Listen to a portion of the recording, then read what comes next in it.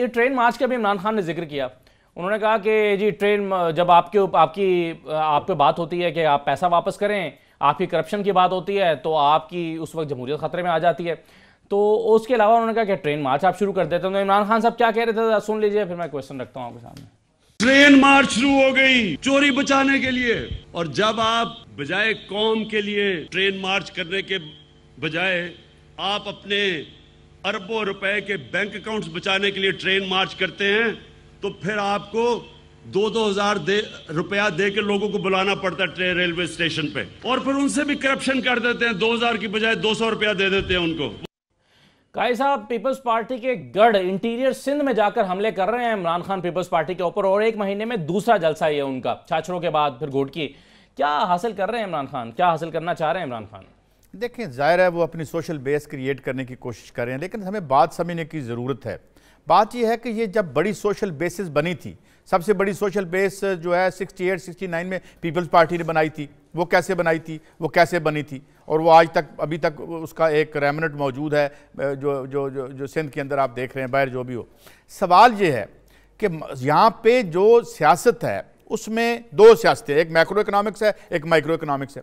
अब मसला ये है कि एक बोसीदा गले सड़े निज़ाम में जो दुनिया में कहीं डिलीवर नहीं कर रहा, इंडिया में आप देख लें मोदी को खड़ा करने के लिए एक जंगी जुनून पैदा किया जा रहा है, आप फ्रांस में देख लें, ट्रंप का देख लें। इमरान खान की सबसे बड़ी अपोजिशन एक इंतहाई बोसीदा एक बीमार निज़ाम है, माशी निज़ाम है, जिसकी वजह से जो उनको अब समझ नहीं आ रही वो क्या करें। ये जो करप्शन थी, करप्शन इस निज़ाम की खराबी की वजह नहीं थी, इस निज़ाम का लाजमा थी। करप्शन वो इंजन ऑयल है जो इस इंजन को चलाता है, इसलिए बड़ी अपोजिशन वहां से आ रही है। दूसरी बात रही सिंध की, सिंध में अभी तक सारे नेशनलिस्ट फोर्सेस क्यों नाकाम हुई हैं?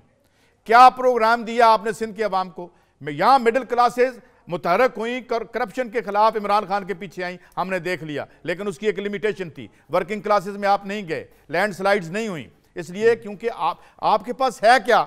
अच्छा, अब बिलावल साहब का प्रॉब्लम क्या है? बिलावल साहब का प्रॉब्लम यह है कि वो अपने नाना मरहूम जिनकी लेगेसी के वो वारिस बज़ाहिर बने हुए हैं, अमली तौर पर शायद वो जरदारी साहब के वारिस हों, उनकी जो असासी दस्तावेज कभी खोल के पढ़ी उन्होंने?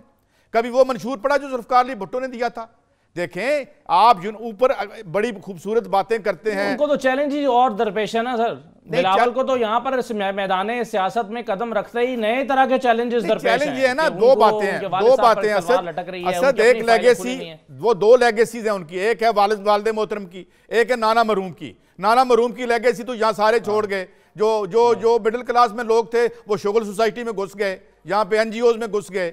उसके बाद पूरी दुनिया बदली, एक इकोनॉमिक सेटअप बन गया जो आज हमारे सामने क्रम्बल कर रहा है, और आज हम देखते हैं कि जो भी मॉडल है चाइना का वो फिर इमर्ज कर रहा है उसके सामने। बात यह है कि आम आदमी ये पूछता है कि मेरे लिए इसमें क्या है, मेरे लिए मुझे बताएं। खाकान अब्बासी साहब आते हैं तो कहते हैं नौकरी देना हुकूमत का काम नहीं। अच्छा, हमारा काम है आपको प्राइम मिनिस्टर की नौकरी देना? और भाई आप मुझे ये बताएं, एक आइन है, आइन में लिखा हुआ है आपने ये राइट्स देने हैं लोगों के, पढ़ लें, पहली क्लास से लेके 40 तक जो क्लासेस जिन्हें आप प्रिंसिपल ऑफ पॉलिसी बना रहे हैं। लोग क्यों इसमें रहें? हाँ। तुम बड़े बड़े फलसफे लेके आ जाते हो जिसमें ऊपर बैठ के सारा माल खुद खा लेते हो, और नीचे कहते हो नहीं दुनिया बदल गई है, गुर्बत दूर होने में अभी 200 साल लगेंगे। ये मसले हैं।